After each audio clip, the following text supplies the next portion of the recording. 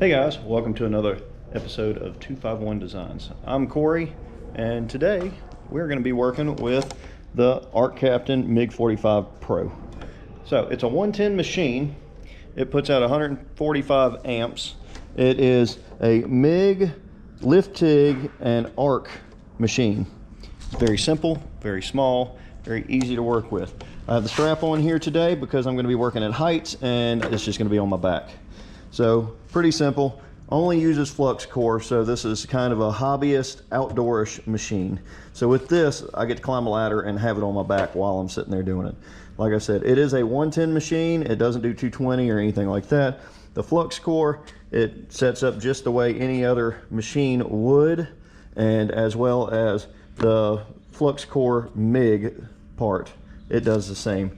Now if you want the lift TIG, it's a little bit different. You got to have a bottle of argon, and you have to have the torch set up. I have one because I have another setup other than this 145 Pro, and I love it. I love sitting there TIGging with it. I've actually TIGged with this one quite a few times. Lift TIG is just a little bit different. You don't have a foot pedal. You control the amperage via dial right here versus using a thumb on the torch or the pedal. So it's a little bit different. Like I said, it works. It's wonderful to have.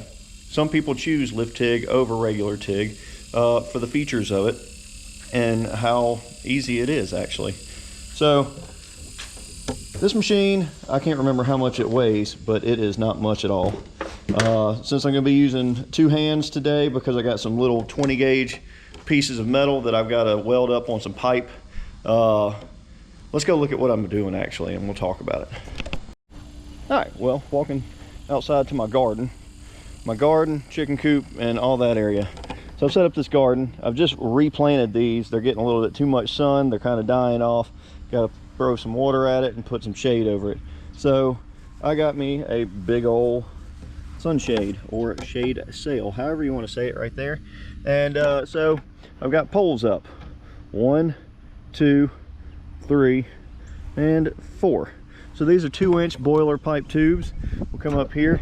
I drove them into the ground about 3 foot and smashed the top up a little bit on some of them. But we have some 20 gauge caps to go on here to make sure no critters or rain or anything else gets inside here. So it covers it perfectly. Even if it didn't have this lip, it would cover it perfectly. And I had cut them out before. That's why I save all my scraps. So those pieces actually came off my hydraulic press when I made, you've probably seen it in another video. If you haven't seen it, just check it out. We modified my Harbor Freight hydraulic jack or press. So when we did all these little sections right here cut out perfectly to go on those pipes. So since we did that, it works, and I don't have to cut them out. Otherwise, I'd be using my Arccaptain Cut 50 because I love that machine. I love that machine.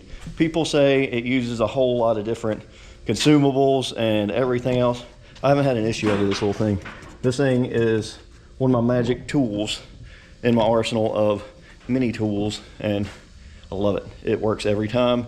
Changed consumables about, I don't know, 4 times in 3 years. So I can't really beat that. I've got 3 plasmas, and that's my main one that I use every single time. So if you haven't, just check out some Arccaptain. Good work. I love it. They got a lot of different machines, and they're always upgrading and everything else. So now we're gonna set this thing up on that ladder and get everything together. Always have a good ground. That was a brand new ground actually. So got all my PPE, and now the only thing is this 110 machine takes a lot of current. So don't put it on like a little baby extension cord. You'll pop the breaker on it. Pretty simple. You need a big dog. So here is one of my extension cords. It is actually meant for an RV. It's a 30 amp RV plug. So yeah, 30, I think it goes 30 to 50 maybe. I just know for a fact it works, and it's about 50 foot long. I've got another cord that's not as thick as this, but it still works, and it works good. Like I said, don't use little Walmart rinky-dink small gauge wire, because it will not hold the current and you will flip the breaker because you will heat it up. So let's get all this out and we'll put it up and start welding, and we'll check it all out after we get done. All right, so the setup on this is not difficult. 110 plug, extension cord all the way back to my shop. It's sitting here. We've got the MIG gun circled up right here. It's long enough because this thing sits up just enough, and got my ground sitting up there.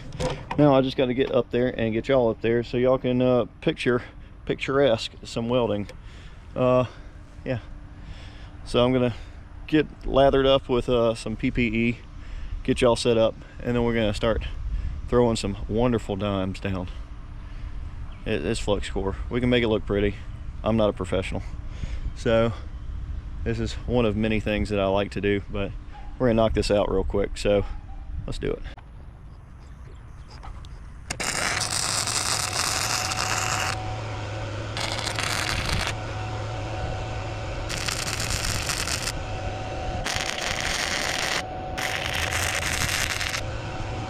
All right, so not too bad around here. I got to finish this up right here, just on that side. But yeah, that looks pretty good for 20 gauge on top of this pipe that's kind of wiggly. Just got the splatter, just clean up, paint it, it'll be all good to go.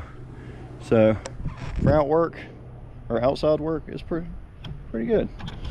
Up at heights, little bits here and there. I really enjoy this thing. It works very well. So I got 3 more to do, and yeah, we'll get back to it and talk about it.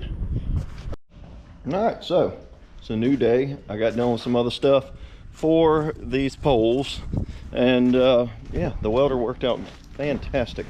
So now yeah, we'll go check it out. I missed a couple spots painting, I can already see, which is not a big deal to me because they're 99% black.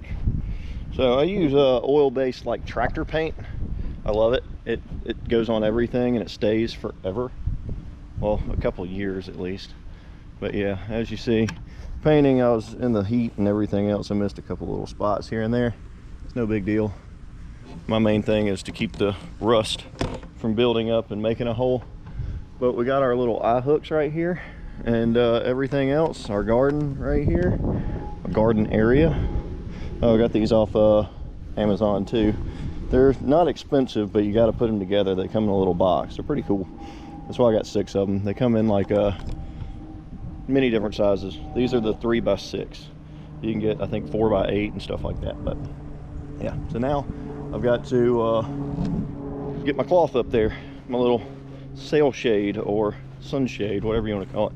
So let's pull that out and get it up there, and then this project should be 100% done.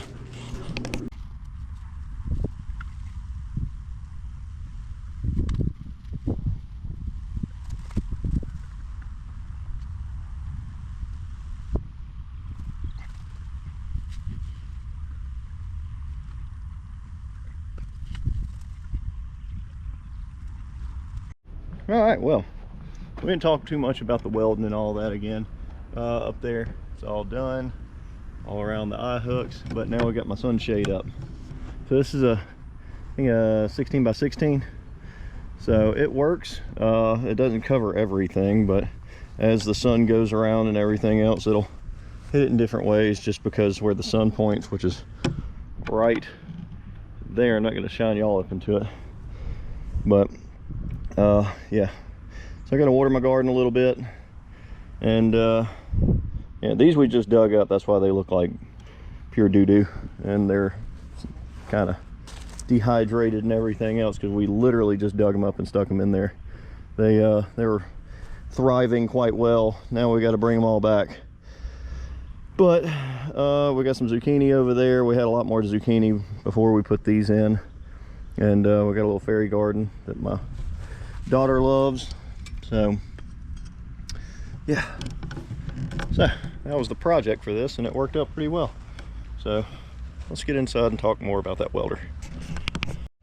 Well, that's one of many projects that I do with machines like this and flux core, because flux core works so well.